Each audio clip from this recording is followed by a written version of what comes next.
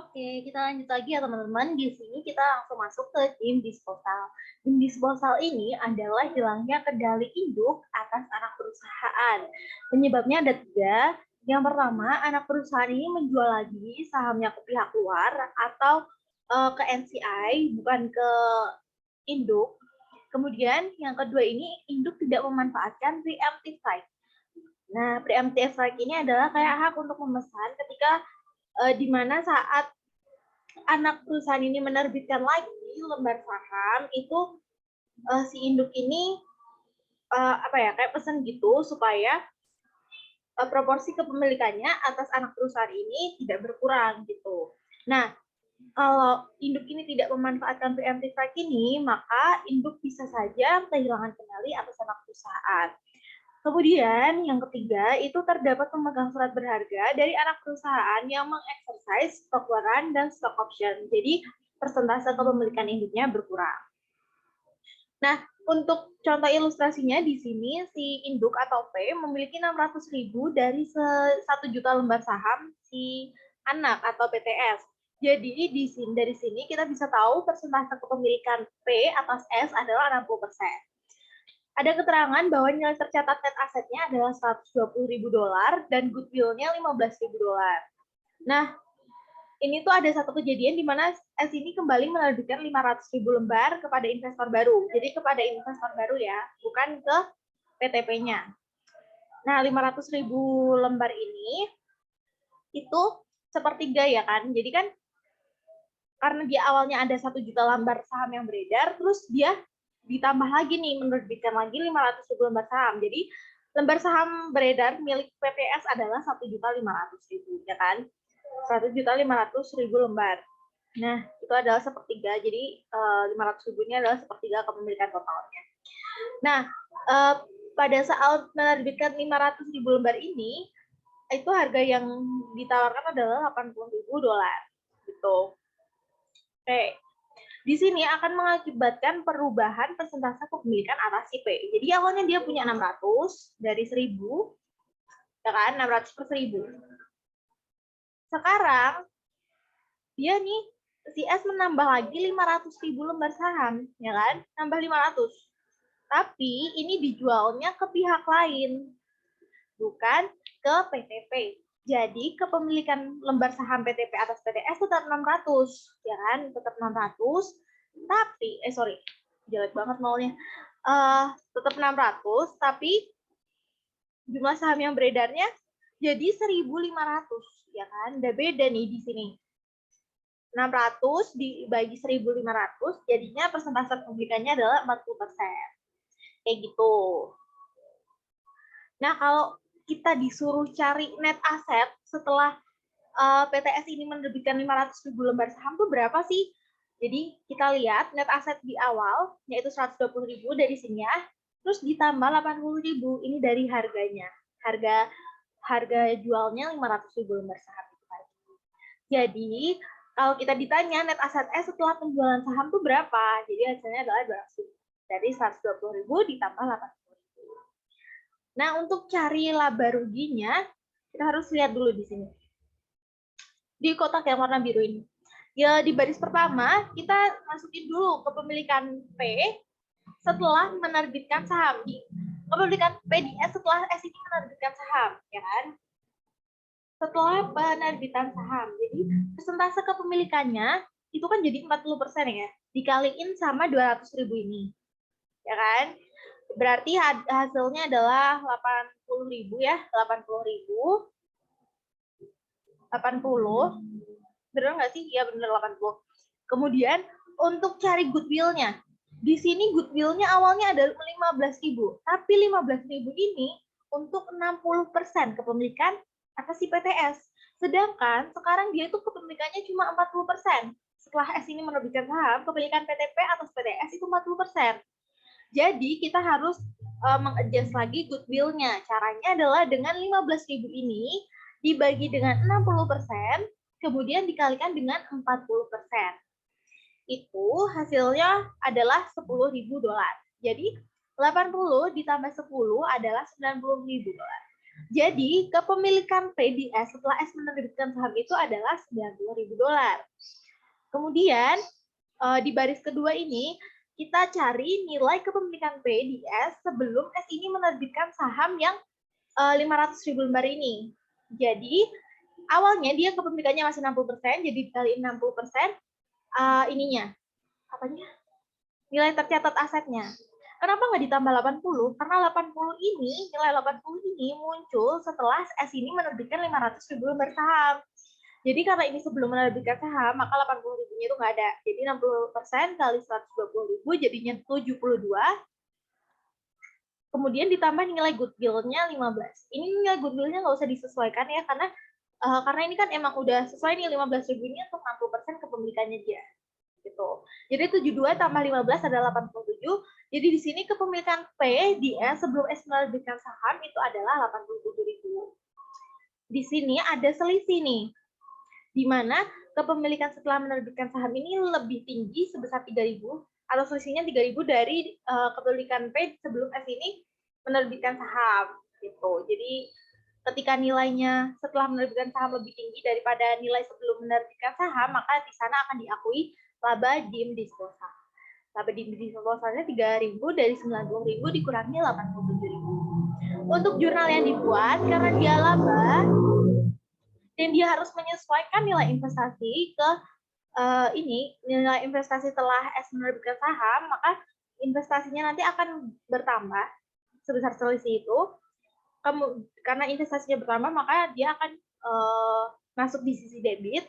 Kemudian untuk di sisi kreditnya pakai gain on disposal of investment dengan nilai yang sama, yaitu $3.000.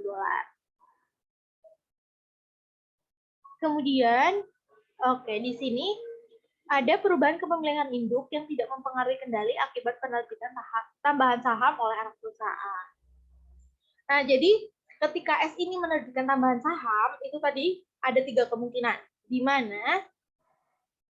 mana tambahan saham itu akan dibeli seluruhnya oleh P.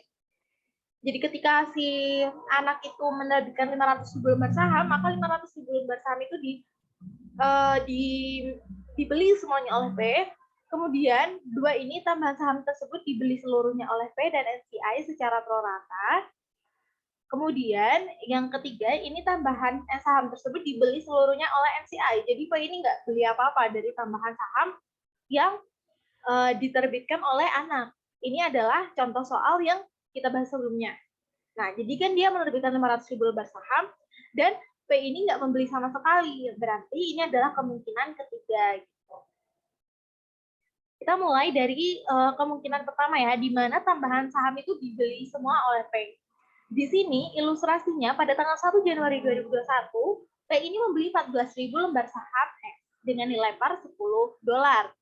Nah, ketika dia membeli 14.000 lembar saham ini, itu adalah 70% dari total saham yang beredar, gitu. Senilai $210.000. Nah, ekuitas saat pembelian itu adalah ini, share capital ordinary 200.000, kemudian ada share premium ordinary 30.000, sama ada RE atau return earning 50.000.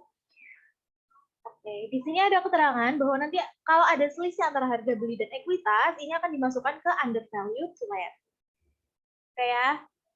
Nah, di sini kita ketahui, ini 14.000 lembar saham yang dimiliki P itu adalah 70% dari total lembar saham S yang beredar. Jadi kalau kita mau cari jumlah lembar saham yang beredar oleh si S atau yang diterbitkan S itu adalah 14.000 ini dibagi dengan 70%. Jadi nanti kita ketemu 20.000. Kemudian untuk cari implied value-nya, ini sama kayak kita biasanya ya, investment cost dibagi 70% dikali 100%, 70% dari persentase kepemilikannya ya. Jadi hasil implied value-nya adalah $300.000. Nah, untuk mencari ini, excess value-nya yang akan dialokasikan ke land, itu harus dikurangi dulu dengan ekuitas S. Di sini ekuitas S-nya ada $280.000 dari share capital ordinary 200, dari share premium ordinary 30, dan return earning 50.000. Nah, kemudian Nah, kemudian ketika kita udah tahu ekuitas S-nya, kita udah tahu implied value dari S-nya, kita bisa cari excess value-nya, yaitu dengan cara implied value dikurangi dengan ekuitas. Jadi $300.000 dikurangi $280.000 adalah $20.000. Nah, di sini ada keterangan tambahan, di mana net income untuk tahun 2021 adalah $70.000. Dan S ini tidak membagikan dividen. Jadi, kita bikin jurnal kayak biasanya ya untuk mengakui income from S, yaitu jurnalnya investment in S pada income from S. Jumlahnya adalah $70.000 ini dikalikan dengan persentase kepemilikannya, yaitu 70%. Kayak gitu. Kemudian di sini ada keterangan tambahan lagi, di mana pada tanggal 1 Januari 2022, P ini membeli 4.000 saham S langsung dari S-nya. Jadi S ini tuh menerbitkan 4.000 di lembar saham dan 4.000-nya itu semuanya dibeli oleh P dengan harga $22 per lembar. Di sini untuk jurnal yang dibuat untuk mencatat pembelian saham ini yaitu adalah investment in S pada cash. Jadi di sini kenapa investment in S-nya bertambah? Karena dia membeli lembar saham sebanyak 4.000 ini, dan itu akan otomatis menambah nilai investasi dia di S. Gitu. Jumlahnya adalah 88.000 dari 4.000 saham dikalikan dengan harganya, yaitu $22 per lembar. Terus di sini kreditnya cash, karena ketika dia membeli 4.000 saham itu, asumsinya dia menggunakan cash. Kayak gitu. Nah, di sini ketika dia membeli saham ini akan mempengaruhi persentase kepemilikannya. Jadi awalnya persentase kepemilikannya adalah 70% ya. Itu dari 14.000 per 20, ya kan? Kemudian ketika dia membeli 4.000 saham yang langsung diterbitkan dari S ini, itu akan menjadi kayak gini. Ditambah 4, yang di sini juga ditambah 4, ya kan? Jadi si S ini menerbitkan 4.000 lembar saham dan semuanya dibeli oleh si P. Jadi di sini yang baru adalah 18 per 24, ya kan? Ini kalau dihitung persennya adalah 75%. Jadi persentase kepemilikan yang baru adalah ini. Persentase kepemilikan yang baru adalah ini, 75%. Kayak gitu. Sorry banget ya, jelek ini tulisannya. Nah, untuk dari situ tadi kan ya, kita nanti cari lagi pengurangan atau pertambahan di ekuitasnya. Caranya kayak gimana? Caranya nih, pakai ini nih, yang ini. Pertama, kita cari dulu ya kan, kepemilikan P sebelum penambahan saham. Sebelum penambahan saham itu berapa sih nilainya, ya kan? Oke, jadi di sebelum adanya penambahan saham yang diterbitkan oleh S itu, dia nilainya adalah 259.000. Nilainya segini, 259.000. Ini dari mana sih ini nilai 259.000 ini? Itu dari ini awalnya dia punya investment cost 210.000 ditambah sama ini net income-nya 49.000 ya kan, jadinya 259.000. Kemudian udah dapet nih, kita cari lagi kepemilikan P setelah penambahan saham oleh si S ini tadi. Di sini bedanya adalah persentase kepemilikannya nih. Jadi beda ya kan? Ini jadinya 75% kan sekarang dikalikan dengan 300.000. 300.000 itu dari implied value-nya, kemudian ditambahkan dengan net income-nya 70.000.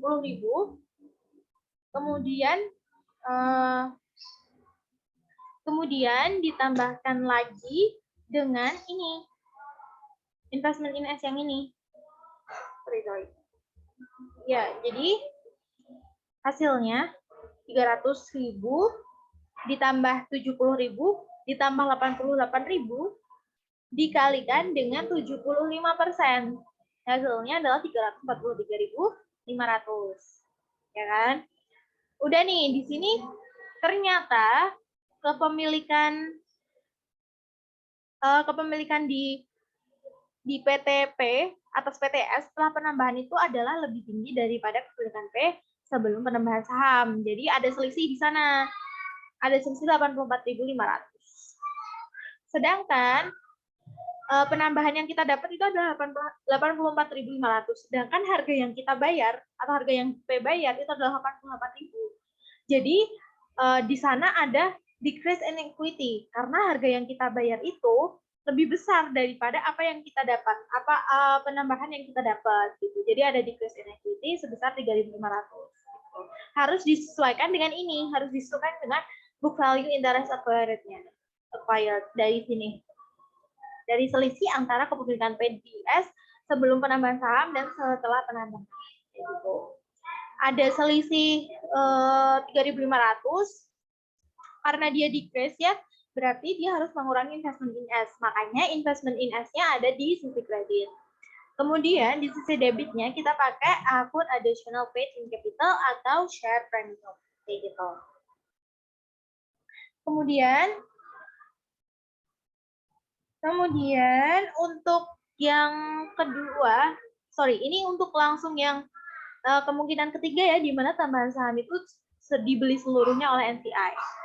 Di sini mulanya sama ya kayak gini, cuman di sini dia menerbitkan 4.000, si S menerbitkan 4.000 saham, tapi nggak dibeli oleh si PTP, jadi semuanya dibeli oleh NCI.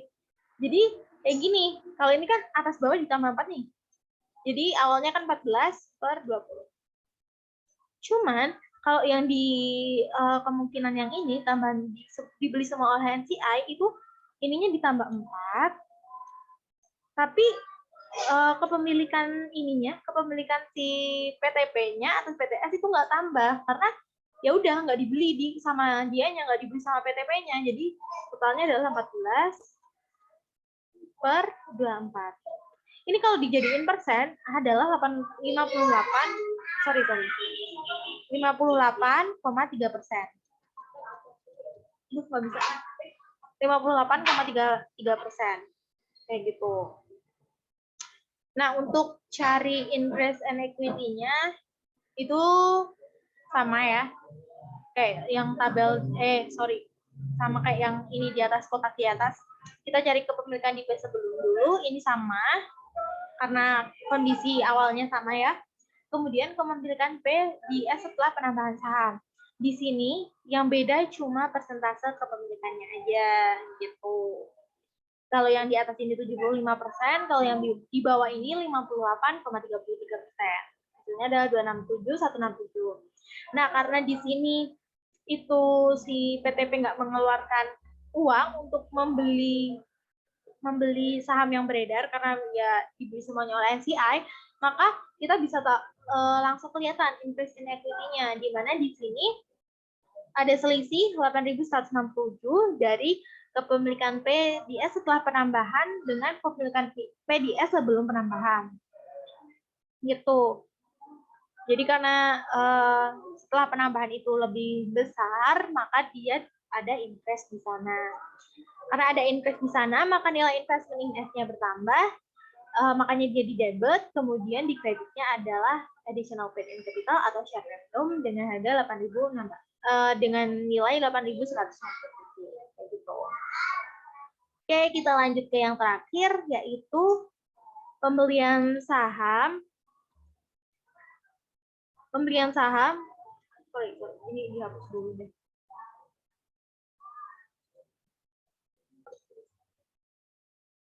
Oke, selanjutnya kita ke pembelian saham treasury.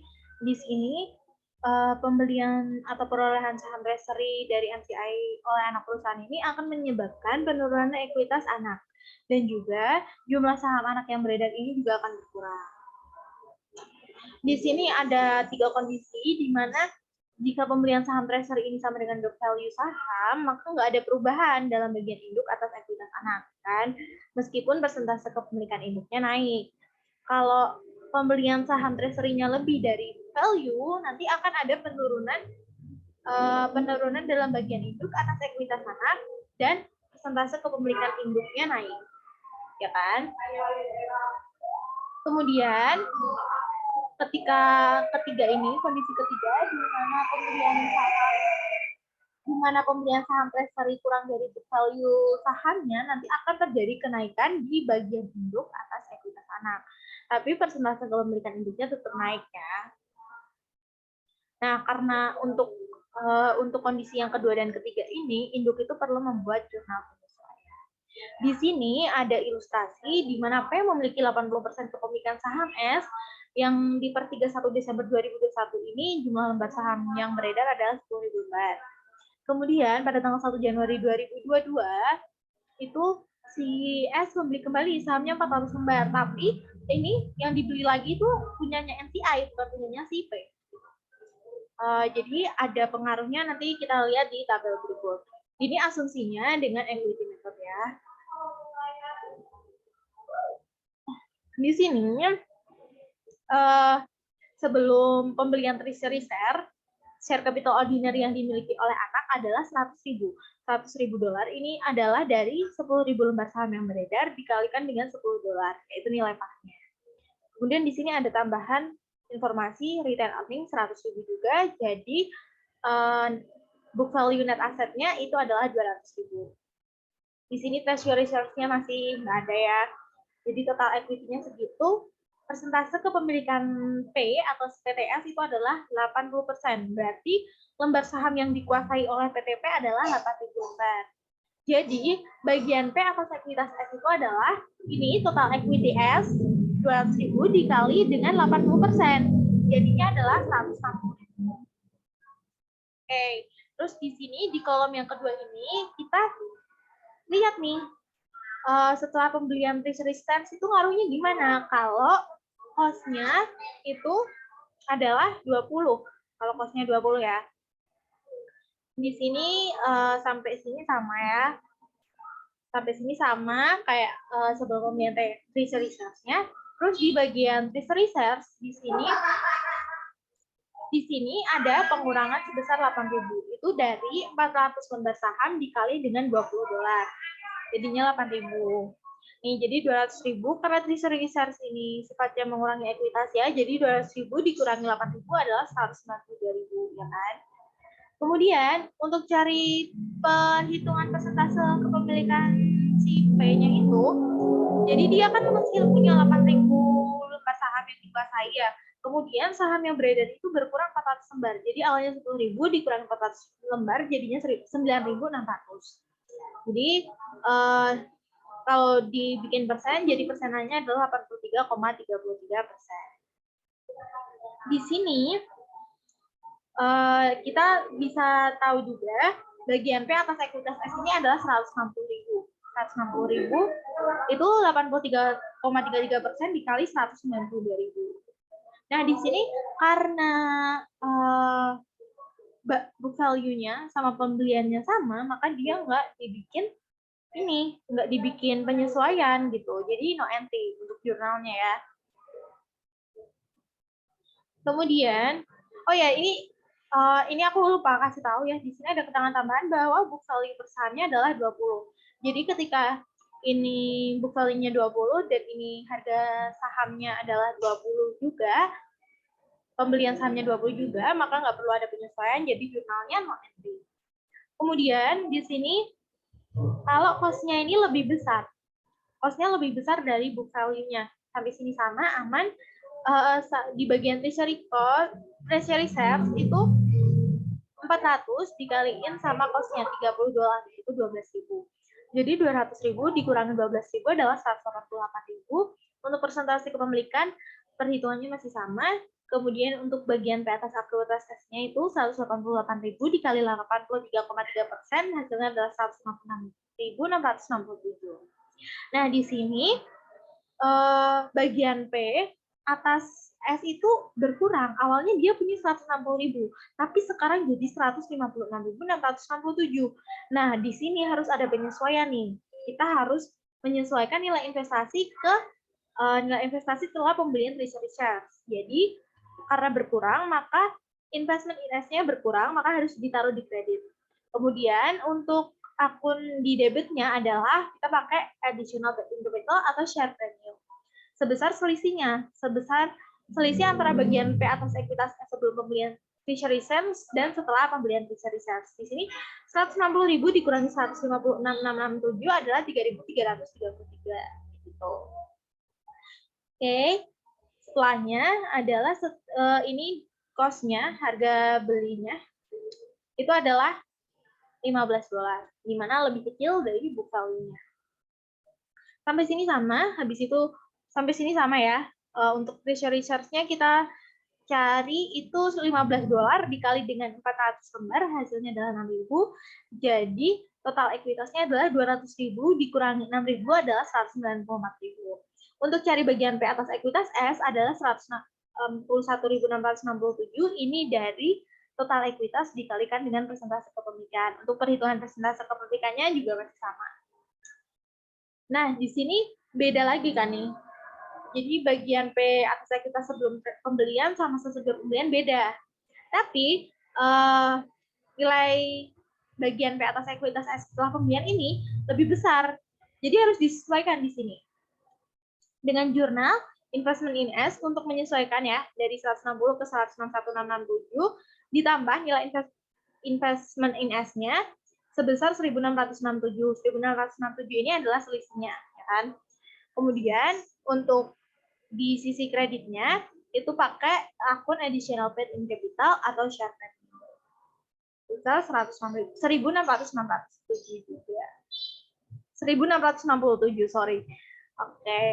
Oke, sekian pembahasan video untuk TM ke-14. Mohon maaf kalau aku jelasinnya masih kecepatan, masih banyak salahnya. Makasih juga udah nonton videonya sampai akhir, semoga bermanfaat.